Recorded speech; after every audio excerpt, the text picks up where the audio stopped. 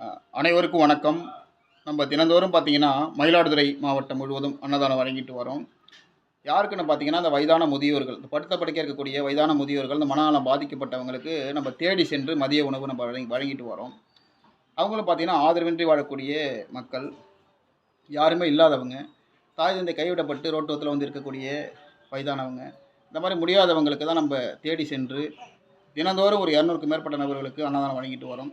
அது மட்டும் இல்ல, நம்ம வந்து இந்த மாதிரி ரோட்டோரத்தில் உள்ளவங்களை வச்சு பராமரிக்கிறதுக்காக இடம் கட்டிடம் தேவைப்படுன்னு சொல்லி நம்ம பதிவு போட்டிருக்கிறோம். இது நம்ம ஒரு 5 ஆண்டு காலமாக நம்ம ஒரு கடுமையான முயற்சி பண்ணிட்டு வரோம்.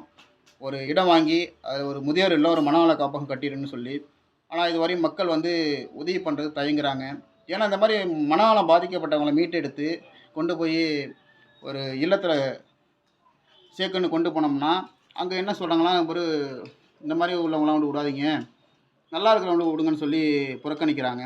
அதேபோல் பார்த்தீங்கன்னா, கை கால் அழுகிய நிலையில் இருக்கக்கூடியவங்கள கொண்டு போய் மருத்துவமனையில் சேர்த்து, அவங்களுக்கு ஒரு சிகிச்சை அளித்து அவங்கள கொண்டு போய் சேர்த்தோம்னா, அதே மாதிரி பதில் சொல்கிறாங்க. இந்த மாதிரி உள்ளவங்களாம் கொண்டு விடாதீங்க, நல்லா இருக்கிறவங்களுக்கு விடுங்கன்னு சொல்லி சொல்கிறாங்க.